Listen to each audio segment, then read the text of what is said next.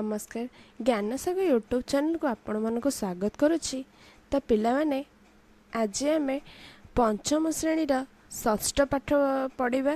तो विषय ना हूँ कौन ना नुआखाई। तो पिला माने वीडियो को फास्ट लास्ट देखिबो, भल लगे लाइक कमेंट शेयर और सब्सक्राइब करिवो। आउ पूर्व जदि किछि चैप्टर तमे पढ़ी न तो सेटा हमर यूट्यूब डिस्क्रिप्शन रे लिंक अच्छी टेलीग्राम लिंक से तुम पढ़ी पार ना आम यूट्यूब चैनल पढ़ी पार। तो पिला माने आमे आज पढ़ा नुआखाई। लिखिं किए विपिन बिहारी बिसी। तो पिला माने देखिया कथारे कहती ओडिशा रे 12 मासरे 13 पर्व। सतरे आम पर्वपर्वाणी खाली 13 संख्या भितर सीमित नुहे। आम राज्य ओडिशा पर्वपर्वाणीर गंताघर। यह व्यतीत आहुरी अनेक पर्व आनंद उत्साह सह आमे पालन करिथाउ। मानव जीवन जंजालमय और विषादग्रस्त जीवन निराशद और मनर क्लांति दूर करने और जीवन को सरस सुंदर और कर्मचंचल करने पर्वपर्वाणीर मुख्य भूमिका रही। पर्वपर्वाणी गुड़िक मध्य नुआखाई खूब प्रसिद्ध। पे आम पर्वपर्वाणी कौन पालन करथाउ ना आमर मनर जो निराशता आ मन क्लांति दूर करने जीवन को सरस सुंदर और कर्मचंचल करने पर्वपर्वाणी मुख्य भूमिका ग्रहण कर। नुआखाई ता भीतर होची खूब प्रसिद्ध। इष्टदेवी को वर्षर प्रथम अन्न समर्पण कर खाइबार पर्व होची नुआखाई। तो आमर तेरे फास्ट जेते आमर सब नुआ जिनस होता है धान गहम सेटा आम आग इष्टदेवी को देई थाउ, सेटा होची नुआखाई। भाद्रव मास शुक्ल पक्ष पंचमी तिथि रे पर्व पालन कराए। ता पूर्व दिन विद्यादाता विघ्न विनाशक श्री गणेश पूजा उत्सव पालन हो सारी। माने गणेश पूजा पर दिन नुआखाई होता है। नुआखाई रे माँ बसुमती को कृतज्ञता ज्ञापन करने स्वरूप वर्षर प्रथम फसल बा नुआ धान केंडा चूना नुआ चूना को एक नुआ हाटे भोग कराए। घर इष्टदेवी आ महालक्ष्मी को पूजा कराए। नुआखाई बा नवान्न भक्षण उपलक्षे कि धनी कि दरिद्र समस्ते घर सजासजी करी काम लगाती। ये धनी गरीब देखा जाए, समस्ते घर सजासजी करती। घर माँ और झी और बोहू मैंने कौन करती ना ठाकुर घर ठार आरंभ करी समस्त घर द्वार दांड पिंडा को लिपापोछा करती। घर व्यवहृत खट पीढ़ा डाला कुला लुगापटा बिछणापत्र डब्बा डब्बी आदि को सफा करी सजाई रखती। पुरपल्ली ठारू आरंभ करी सहर जाए नर नारी माने दुकान बजार बिका किणा करिवार लागि पड़ती। मिठा और पिठापणा चाउल नड़िया घी गुड़ जोगाड़ करती। पूजा पाई धूप दीप कर्पूर वस्त्र और परिधान पाई नुआ लुगा किणाकिणी रे गहली चहली जमी उठे। परिबा पत्र हाटरे लोक भिड़ हुए।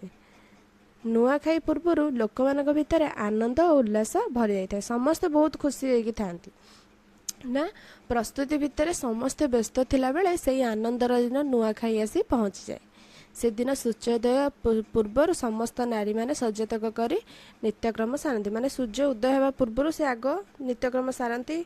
सफा लुका पिंधि पूजा सामग्री सजाड़ती रखती। घरर मुखिया नुआ लुगा परिधान करी पूजा पाठ बसती। समस्ते नुआ लुगा पिंधती। पितृपुरुष को पिंडदान पर नुआ धान केंडा चूड़ा और पिठापणा देवदेवी को समर्पण करी पूजा करा जाए। धूप दीप चंदन कर्पूर बास्ना रे घर कौन हुए ना महकी उठता है ना शंख हुलहुली घंटा घंटा नादरे घर अगणा दुली को उठे। पूजा शेष घर समस्त गोटे स्थान रे बसंती समस्ते। तो देवादेवी पाखे लगाई भोग नुआ चूड़ा घी महू गोरस गुड़ और कदली मिसाई प्रसाद प्रस्तुति करा जाए। समस्ते पूर्व दिग को मुह कर बसी पत्रर चौथी बढ़ा जाइथिबा ए प्रसाद को सेवन करती।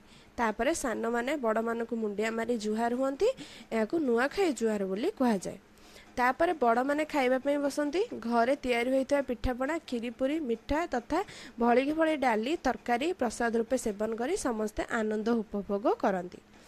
तो पिला माने नुआ खाई सारी घरर झील बोहू माने रंग बेरंग पोशाक पिंधि बाहर पड़ती नुआखाई भेटघाट पाई।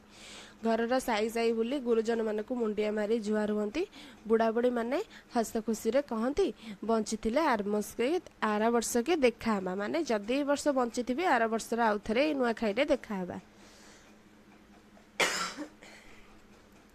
ଏହି ପର୍ବରେ ବୁଢ଼ାବୁଢ଼ୀମାନଙ୍କଠାରୁ ଆରମ୍ଭ କରି ପିଲାମାନଙ୍କ ପର୍ଯ୍ୟନ୍ତ ସମସ୍ତେ ଗାଁର ମନ୍ଦିରକୁ ଯାଇ ଦେବୀ ଦର୍ଶନ କରିବାର ବିଧି ରହିଛି। ଖରିଫ ଫସଲ ଆଉ ରବି ଫସଲ ଉତ୍ପାଦନ ବଢ଼ୁ ଏବଂ ସଂସାରର ଅନ୍ନ କଷ୍ଟ ଦୂର ହେଉ ବୋଲି ଠାକୁରଙ୍କ ପାଖରେ ପ୍ରାର୍ଥନା କରାଯାଏ। ସଞ୍ଜ ନଈ ଆସିଲେ କ'ଣ ହୁଏ ନା ଖେଳକୁଦ ମୌଜ ମଜଲିସ୍ ସମସ୍ତେ ମଜିଯାଆନ୍ତି। ଘୁମରା ନାଚ, ଭଜନ, କୀର୍ତ୍ତନ, ନାଟ୍ୟାଂଶ ଏବଂ ଖିଆପିଆରେ ଲୋକ ନିଜକୁ ହଜାଇ ଦିଅନ୍ତି।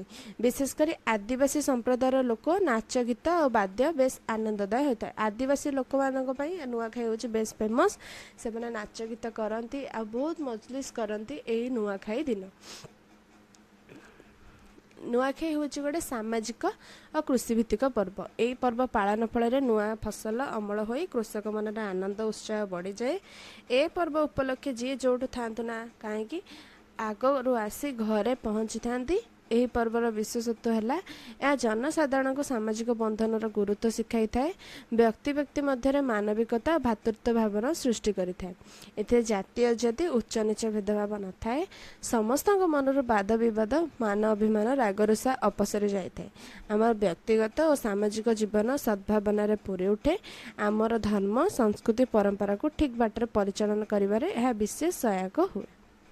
ତ ପିଲାମାନେ ଏଇଟା ହେଉଛି ଆମର କ'ଣ ନୂଆଖାଇ ଗୋଟେ ବିଷୟ, ବହୁତ ସୁନ୍ଦର ବିଷୟ। ଆଉ ଏଇଟା ଗୋଟେ ଜାଣିବା କଥା ବି, ଯେହେତୁ ଏଇଟା ଆମର ପର୍ବପର୍ବାଣୀ, ଓଡ଼ିଶାର 12 ମାସର 13 ପର୍ବପର୍ବାଣୀର କଥା। ତ ଏଇଟା ସମସ୍ତେ ଜାଣିବା କଥା। ତ ପିଲାମାନେ ବିଷୟଟିକୁ ଭଲ ଭାବରେ ବୁଝ। ଭଲ ଲାଗିଲେ ଲାଇକ୍, କମେଣ୍ଟ, ସେୟାର ଆଉ ସବସ୍କ୍ରାଇବ୍ କର। ଆଉ ଯଦି ପୂର୍ବରୁ ଚାପ୍ଟର କିଛି ପଢ଼ିନ ତ ଯାଇକି ଡିସ୍କ୍ରିପ୍ସନରୁ ଲିଙ୍କ୍, ଟେଲିଗ୍ରାମ ଲିଙ୍କ୍ କାଢ଼ିକି ପଢ଼, ନହେଲେ ଚ୍ୟାନେଲରୁ ୟୁଟ୍ୟୁବ୍ ଚ୍ୟାନେଲ ଓପନ୍ କରିକି ବିଷୟ ପଢ଼। ମୁଁ ଆର ପର ବିଷୟଟା ଖୁବ୍ ଶୀଘ୍ର ଆଣିଦେବି।